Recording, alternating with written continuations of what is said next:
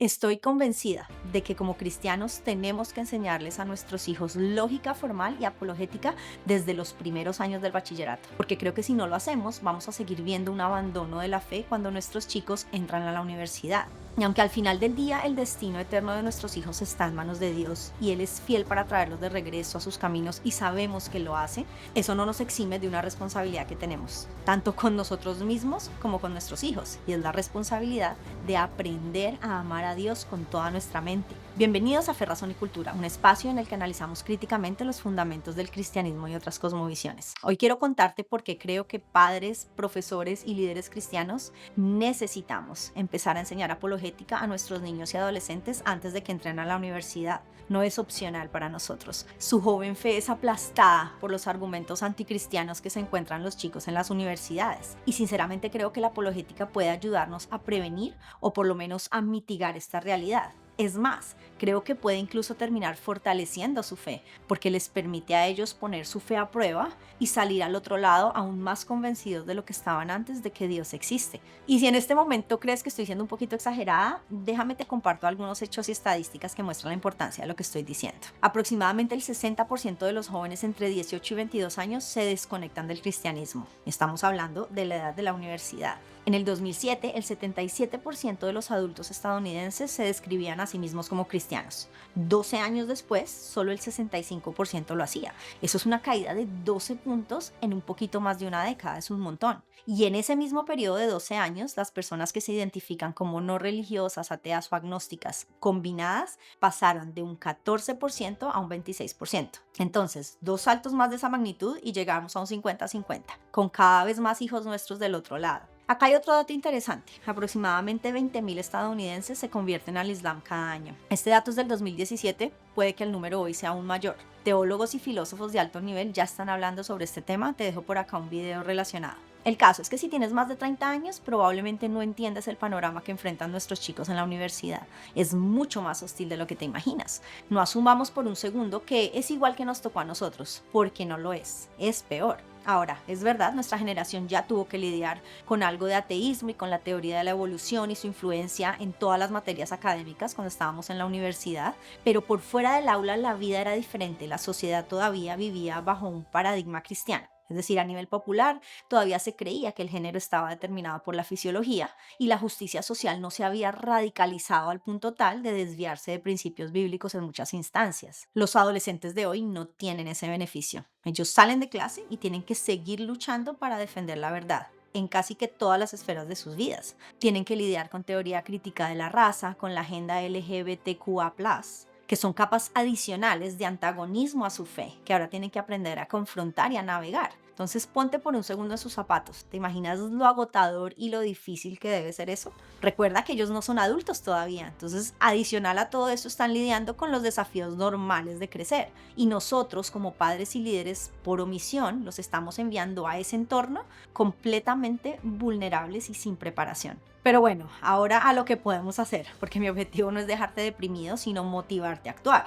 La apologética cristiana nos ofrece 3 herramientas que pueden ayudarnos a cambiar esta realidad. La primera es la apologética proposicional. Esto es usar la lógica, la razón, la evidencia, los argumentos para mostrarle a nuestra juventud que el cristianismo es hermoso, que hay belleza y coherencia en la cosmovisión cristiana. No sé si sabías, pero cada afirmación central del cristianismo puede ser sometida a un escrutinio racional y mantenerse firme. Ninguna otra cosmovisión te ofrece tanto nivel de confianza. Cuando nuestros estudiantes entienden esto, pueden presentar el cristianismo de manera atractiva, convincente al mundo secular que los rodea. Y es una gran forma también de cumplir el llamado que tienen de ser sal y luz en el mundo. La segunda herramienta es la apologética defensiva.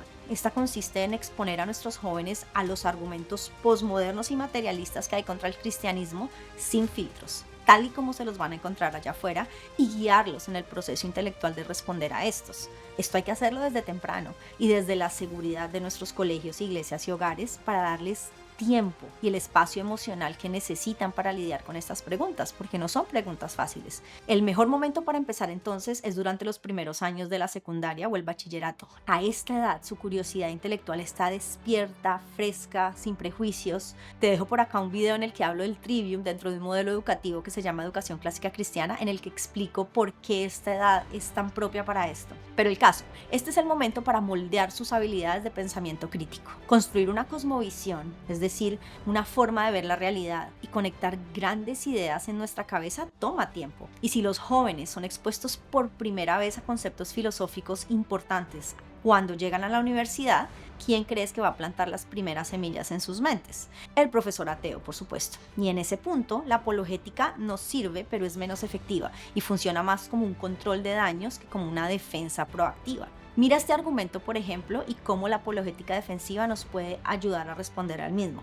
El argumento va así. El cristianismo es una narrativa y ninguna narrativa te puede reclamar autoridad universal porque todos los sistemas de creencias están situados en contextos culturales, históricos y lingüísticos. Por lo tanto, la verdad absoluta del cristianismo no es inherentemente superior a otras cosmovisiones y es solo una interpretación más entre muchas. La respuesta breve a esto es la siguiente: las realidades absolutas existen. Hay numerosos argumentos en cosmología, metafísica y epistemología que lo demuestran, y frente a los cuales el cientificismo y el posmodernismo no tienen respuesta. Realidades matemáticas, valores morales, la conciencia, la contingencia y la unidad y la simplicidad son algunos ejemplos de ello. Si las realidades absolutas existen, entonces, cuanto más te acerques a ellas, superior es tu cosmovisión. Punto. No se trata de exclusividad, sino de verdad. Por supuesto que desglosar y entender esa respuesta es complicadísimo y puede tomarnos mucho tiempo para hacerlo bien. A mí me ha tomado años y por eso es vital empezar desde temprano.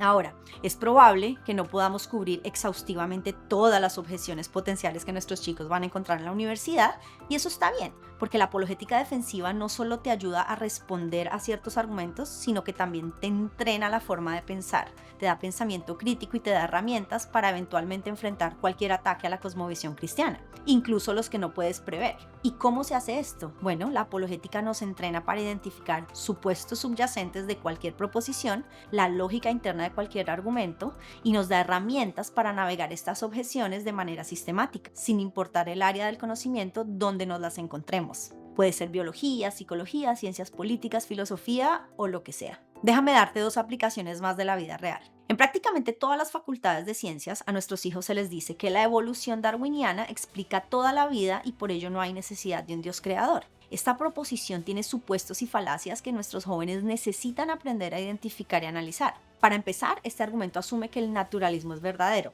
El naturalismo es la creencia de que la materia, la energía, el tiempo y el espacio es todo lo que hay, todo lo que existe. Segundo, esta proposición aplica el reduccionismo mal y por lo tanto incurre en una falacia. Es decir, toma aspectos complejos de la vida humana, como la moralidad, la conciencia e incluso los fenómenos culturales, y los reduce a materia y energía sufriendo mutaciones aleatorias. Esto es una falacia porque estás tratando un sistema complejísimo, como lo es el ser humano, como nada más que la suma de sus partes físicas, sin tener en cuenta las manifestaciones evidentes que surgen de ese sistema completo, las cuales no puedes explicar con una simple suma de las partes. Tercero, esta proposición asume cientificismo, es decir, la posición epistemológica que te afirma que solo se puede adquirir conocimiento a través de la ciencia, al investigar causas naturales, ¿no?, con el método científico y demás. Según esta postura, las ideas metafísicas, filosóficas o teológicas no son formas legítimas de obtener conocimiento, ni de entender el mundo que nos rodea. Te dejo un excelente video de Adictos a la Filosofía que explica todo esto en más detalle. Entonces, como ves, la apologética nos entrena para detectar y comprender todas estas posiciones filosóficas, supuestos, falacias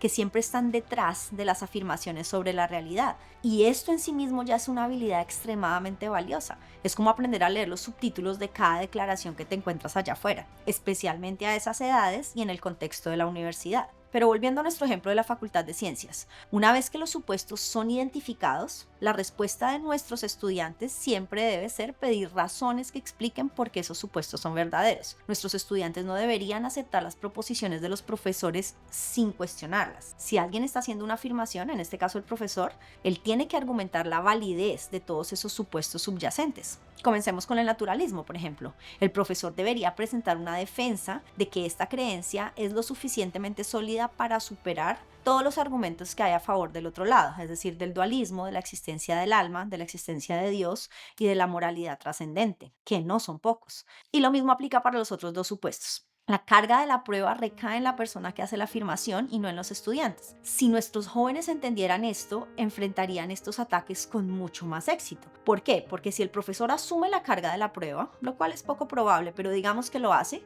nuestros estudiantes deberían poder tener un debate razonable y enriquecedor con el profesor, porque los hemos preparado para eso, ¿cierto? Si el profesor no asume la carga de la prueba, esto les muestra a nuestros estudiantes que el profesor tiene sesgos filosóficos y que no tiene una mente abierta para escuchar el otro lado, lo cual realmente les quita mucha presión a nuestros chicos, porque ¿quién pierde el sueño por una afirmación de un profesor si este ni siquiera se molesta en explicártela de verdad? Acá hay otro ejemplo que los adolescentes escuchan con mucha frecuencia. Va más o menos así. La creencia en Dios surge de una necesidad psicológica por consuelo, protección frente al miedo, significado en el sufrimiento y garantía de justicia en la otra vida. Es pura proyección de deseos. Este argumento en realidad no es argumento, no requiere identificar supuestos ni falacias, sino requiere darse cuenta que es principalmente una afirmación emocional. Primero, incluso si la creencia en Dios surgiera puramente de una necesidad de consuelo, eso en sí mismo no prueba que Dios no exista. Es cierto que en muchas ocasiones las personas recurren a Dios debido al sufrimiento y a la injusticia, pero nuevamente eso no te prueba que no existe, eso no es una prueba en contra de su existencia en ningún sentido. De hecho, podríamos decir que Dios sí existe, porque una y otra vez las personas que lo buscan en medio de grandes necesidades y dificultades dicen que lo encontraron. Así que toda la afirmación es más como un intento de manipulación emocional para hacerte sentir engañado, infantil o estúpido. El entrenamiento lógico nos ayuda a darnos cuenta que aquí no hay ninguna contradicción. Para terminar, hay un tercer aspecto de la apologética que todos necesitamos, nuestros chicos y nosotros, y ese es el entrenamiento en las herramientas conversacionales que nos ayuden a hablar sobre estos temas de una manera productiva. Todos lo sabemos, hablar de estos temas es muy difícil, son complejos, así que rápidamente agotan tu paciencia. Hay cosmovisiones y formas de ver la vida en juego, entonces las emociones suelen estar involucradas y a flor de piel, y además las personas que estamos en la conversación no siempre estamos entrenadas adecuadamente en argumentación lógica o en filosofía o en muchos de estos temas. Recursos como Tactics de Greg Koukl, A Good and True Story de Paul Gold o When God Goes to Starbucks de Paul Copan proponen el uso de preguntas e historias en la apologética para superar el conflicto y la evasión y permitirnos tener conversaciones honestas y llegar a ideas y argumentos verdaderamente fundamentales. Esto es supremamente importante porque estamos llamados a sazonar nuestras palabras con sal y a estar en paz con todos en la medida de lo posible, pero muchas veces es algo que no nos sale de manera natural. Entonces, ¿por qué no entrenarnos en esto también y entrenar a nuestros chicos? Así que con esto termino. Si estás convencido de que la apologética tiene algo muy valioso para ofrecernos con estas tres herramientas, te propongo que hables de esto con alguien que tenga jóvenes bajo su cuidado, un profesor, un pastor de jóvenes, el director del colegio de tus hijos. Cuéntales sobre este video y transmite la urgencia de este mensaje. Y si no te ponen cuidado, busca tú mismo un recurso de apologética sobre un tema que te interese o sobre el que tengas dudas y empieza a entrenarte a ti mismo y a tus hijos en casa. Te dejo un montón de recursos introductorios en la descripción de abajo. Tenemos hermanos en la fe que han hecho un gran trabajo al escribir sobre estos temas y lo único que nos queda por hacer es traerlos a casa y enseñárselos a nuestros jóvenes. Así que recuerda, enseña apologética temprano, de manera defensiva y no como remedio a los estragos causados por la universidad. Gracias por acompañarnos, no olvides darle like y suscribirte.